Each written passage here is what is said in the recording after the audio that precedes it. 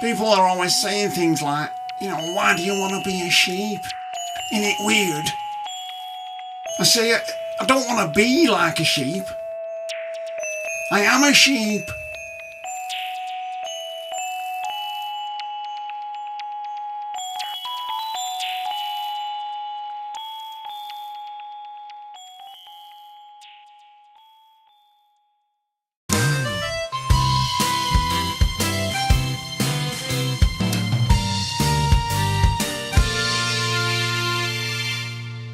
Hi everyone, I'm Sally Proofrock, and on tonight's edition of Behind These Walls, I'm going to be speaking to a couple with a rather unusual pastime.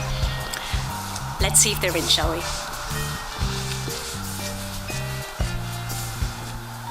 Keith and his partner Rosie share a home along with their pet dog Bud and a pond full of koi carp.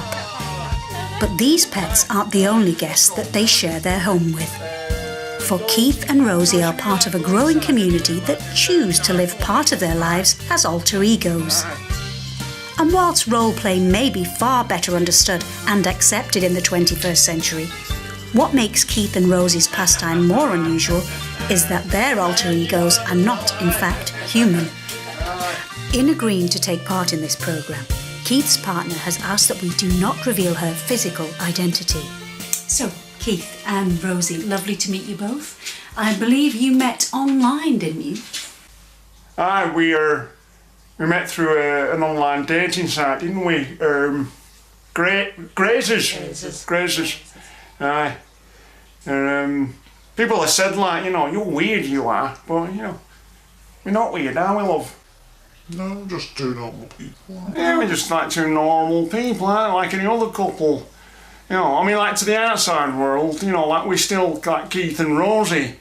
But, like, sometimes we like to become like someone else entirely, don't we, love? Who? Don't we? You and Barbara. Aye. Who are you and Barbara? They're like the other us, aren't they? Like the real us, And am I right in thinking that you and Barbara aren't merely two ordinary alter egos, but they are in fact... It's all right, you can say it. It's like sheep, yeah, that's right, yeah.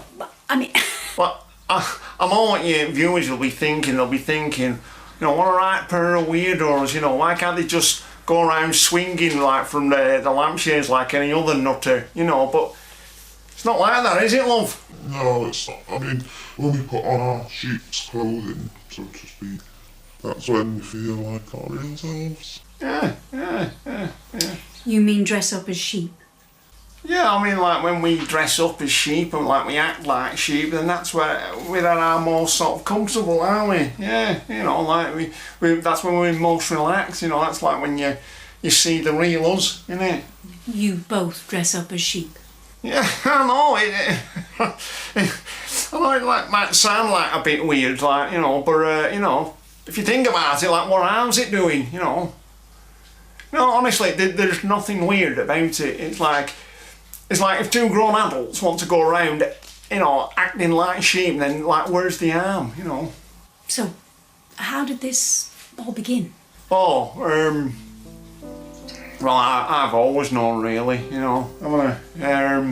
like when I were at school, like all my classmates, they were all looking at pictures of like page 3 girls. I weren't interested in that. I were like always watching One Man and His Dog, with Phil Drabble. You used to love that programme, yeah. Oh, I did, aye. Here, I'll show you this. Here, yeah. Look at this. Got this off eBay. It's one of my proudest possessions. Can you see that? Look at that. Signed photograph of the master, the governor. Aye, yeah. Like these new ones have like come along since, but I don't know. I think you have to go some way to beat old Phil, wouldn't you? I don't know, but just something about how we used all this stuff, Well, come on, Rosie, let's do But all is not well in Keith and Rosie's household. Friction is creeping into the midst of this strange foursome. Oh, get off, Rosie! Stop it, love! Rosie, you're a mad woman, love! Stop it! Look! Oh. she's angry with me, isn't she? I mean, like, you know, it's fair enough, but I can't go on like this, you know. I just can't bloody cope anymore without, like, having 4 bloody people in this relationship. Well, like, 2 sheep and 2 people, if you like, but, you know. But, and I just can't do it anymore. I mean, like, she's not happy, which is, like, fair enough, but, you know, it like, started out, like, as, like, a bit of fun, but, you know, like, now it's completely taken over of my life, you know. It's like I realise now it's become like an addiction. Or like, you know, like, and there's people shouting weirdos, you know, or like, you know, like 4 legs good, 2 legs bad, you know, like, you know, or being called a sheep shagger, you know. I mean, like, apart from anything else, you know, that's just like playing wrong, if you don't mind me saying so. You know, like, if you've got 2 consenting sheep, like, what's the bloody problem, you know?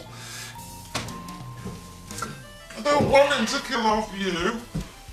What would Barbara do without him? I don't want to end up learning bitter like an old piece of mother. Look, Rosie, love, we can get through this, alright, you know. We don't need bloody you and Barbara anymore, do we? God, I'm the bloody shepherd and she's the sheep.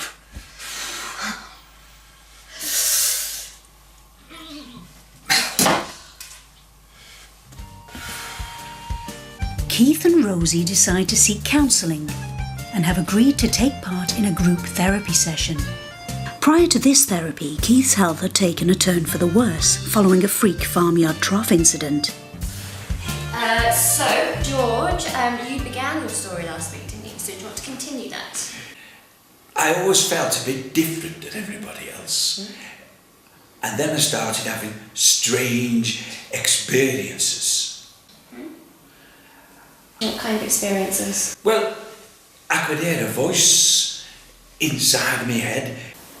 And what was that voice saying? It was a female voice. Okay. I thought I recognised it, and then I realised it was Doris Day. Couldn't be. Hey? It couldn't be the spirit of Doris Day. She ain't dead. Okay. No, not the Doris Day. It was her spirit inside of me, trying to break free, to escape. She held the power over me. I kept hearing a voice over and over and over. Whip, crack away. Whip, crack away. Whip, crack away. Okay. When did this experience begin? On the Deadwood stage. The one that comes over the hill.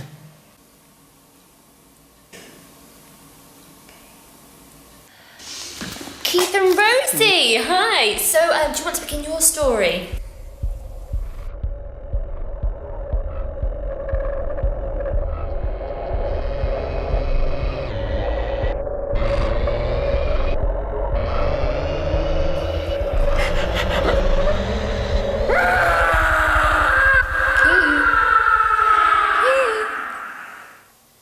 Keith. Keith. We're just a normal couple, aren't we? Just one day we realised we shared a need to become somebody else. What, like role playing? Kind of. What form did this role playing? Sheep! Sheep? Okay. It was sheep, alright. Sheep. Sheep, yeah. Not just any sheep. We became you and Barbara. We like to dress up and act like sheep and... Well, has anyone got a problem with that? What started out as a bit of fun, just at the weekends, it soon went to every night of the week, didn't it? You know, that's when I realised it just weren't us anymore. It was all about you and Barbara. It was all about them. They just took over everything and we just didn't know how to stop them. Like some days, I just couldn't tell where I began and you ended. And then there was a bit of a rift developed between us. And, how did that come about? Well, Rosie, she wanted to bring like a third party into it. She wanted to get a sheepdog. That was just the beginning of the end of it for me. I just had to put my foot down, you know what I mean? I tell you, it led to some terrible rows though. I just knew I couldn't go on anymore like that after that.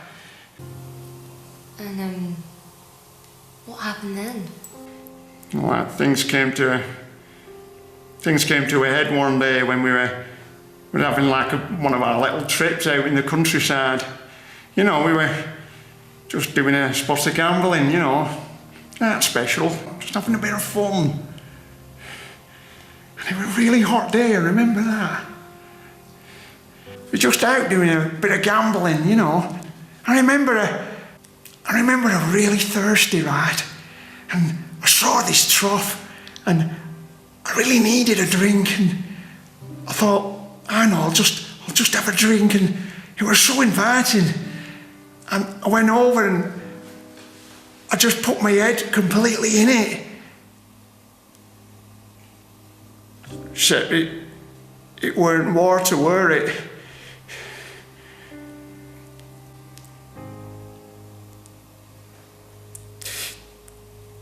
They were sheep, Dave.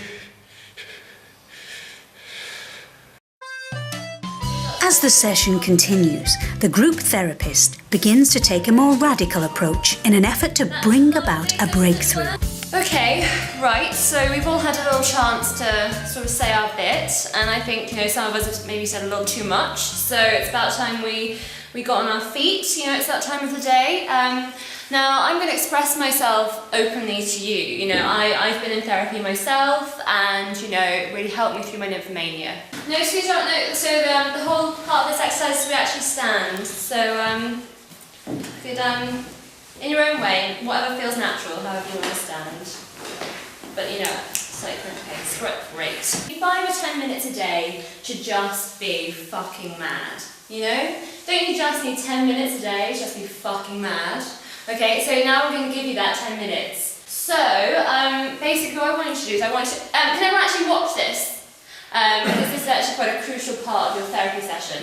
And you know, the government will stop funding this if you don't get fucking better. I want you to fully embrace your crazy, which, you know, in your case was, what was your problem again? Anger management. That's it, how could I forget? Okay, so you're going to go across the room as angry as you like, okay? Imagine that there's someone or anything that particularly angers you. You've got 10 seconds, go. Wonderful, okay, that was great. Next, go. No, that's a bit crap. Be who you are, be who you are, be you're crazy. Go across the room.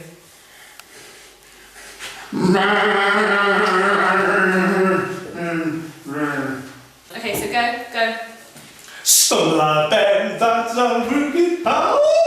Lovely. Pick up the pace. Just want you back. Okay.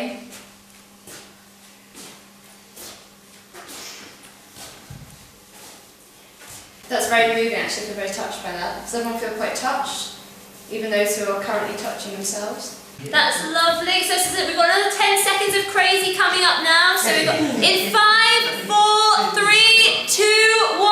Okay. I want you to, for us now, to reenact your sort of average bedtime practice. Bedtime practice. I think this is very important because I feel like there's a sensitivity being missed in your room.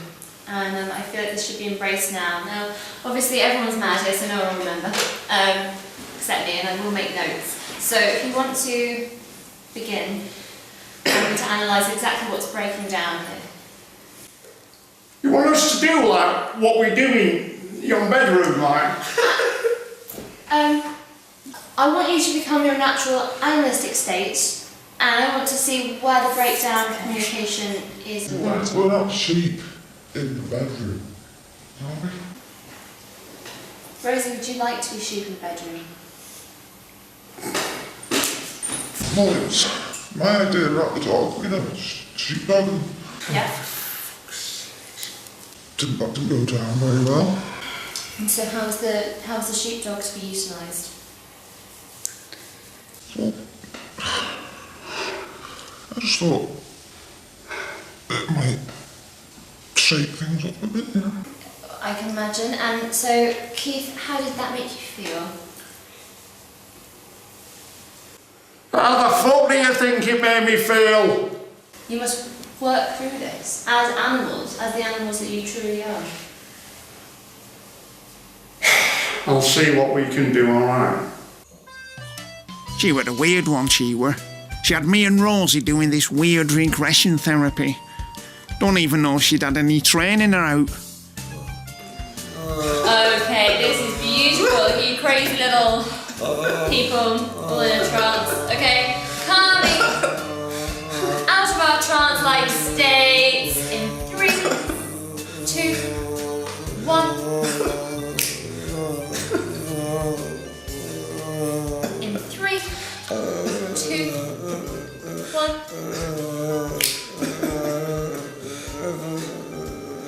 In 3, 2, 1. Waking up! Wake the fuck up! Jesus Christ! Wake up! Guys! It's wake up time! Right, we're coming! Come on, higher! Come on, Keith! What is wrong with you? Wake up! Okay, Doris, are you awake there, Doris? Hey, Doris, how we doing?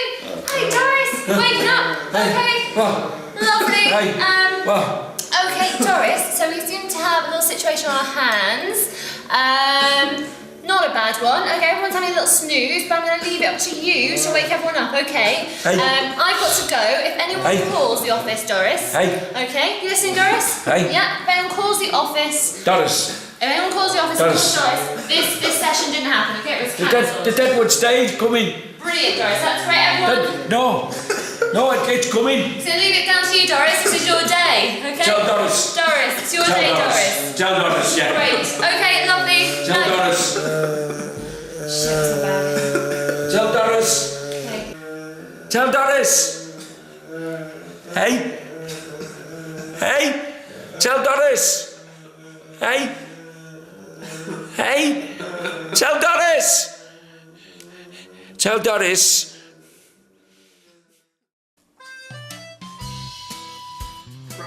I know I'm lucky to have someone like Rosie by my side. Don't know what I'd have done without her waiting on me hand and foot, helping me get better since that trough-based disaster. That all.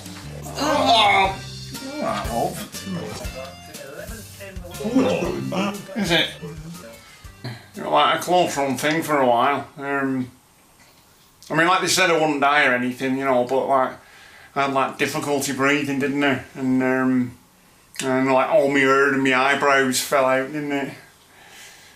So, Rosie, how do you feel about all this? I was upset, wasn't I? Yeah, you were. I had some terrible rows. He wanted to kill off you and Barbara. Yeah, I did. I still needed them. I couldn't live without them. You're a bloody nightmare, you are! Every bloody month! Nah, but you can see, like, you know, with the sheep dip mix-up love, it was like a wake-up call for us all, weren't it? Yeah, honestly, you're a right bloody Maddie Mur, like, oh, for God's sakes, no. So what happens now? Well, like we were advised that it could be psychologically dangerous, you know, to just suddenly stop dressing up and like going out and acting like sheep, you know. And we were told like it could be bad for our relationship as well, weren't we? Aye. Yeah. They said it'd be like doing going cold chicken. Aye. You mean turkey? What? Turkey. It's not chicken, it's turkey. I know it is. Yeah, but you said... No, never mind. I was like put forward for this new experimental treatment program called oh, hang on, let me get this right. Aversion regressive symbiotic enablement, I think. Aye. And what do you hope to get from this treatment? Get back to how it used to be. Yeah. before all this stuff, right? Yeah, yeah. I mean, like, you know, I'm a bit nervous, obviously, you know, but it's just something we gotta go through, isn't it? You know. Well, you know, it'll be alright, love. We'll go through it together. We'll get through this together, won't we? We love each other, really, don't we? Eh? Well, thank you for speaking with me, Keith and Rosie, or should I say you and Barbara. Good luck with everything. Some months later, we returned to Keith and Rosie's home to see if the experimental aversion treatment had been successful. But we discovered that circumstances in the Titley household had changed dramatically. Well, as you can see, I'm on my Todd now, here now. Rosie, she's buggered off. Left me. I woke up one afternoon and there was a note on bed saying she couldn't go on not living like a sheep, you know. And what makes it like really bloody galling is like she ran off with that bloody hound who was sniffing round at the front door, you know. Right, and not only that, like, get this right. She took my bloody dog, didn't she? She took me bloody dog, and now all I've got are memories and this lead. And what about the treatment? Yeah, it was a load of bloody bollocks, weren't it? You know, all that happened was like they flashed a load of bright lights in my face and injected me with a load of loopy juice, you know.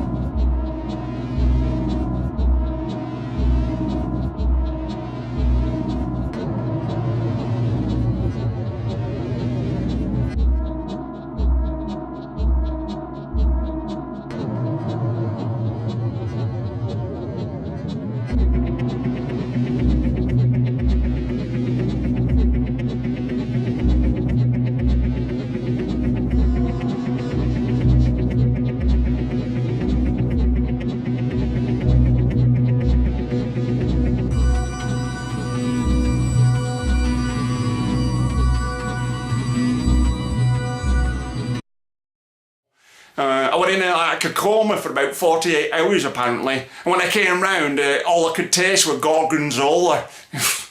You know, complete and utter bloody waste of time if you'd ask me. So what happens now? Well, I found another dating website, haven't I? Yeah, where is it? Hang on a sec. It's called... Here, have a look at this. Keith Titley, thank you very much. That's it for this evening. I've been Sally Proofrock and you've been watching Behind These Walls.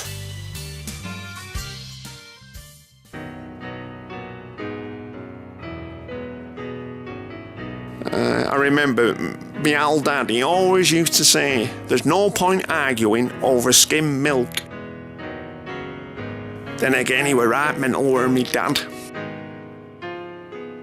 Nah, I'm not down or out, you know. I still believe that somewhere out there, there's a woman who'll make my life complete. I think the one thing that I have learned throughout all of this is that there is always hope, you know. Whatever else has happened, you know, there is a light at the end of the tunnel, you know. Although, knowing my luck, it'll be an oncoming express train.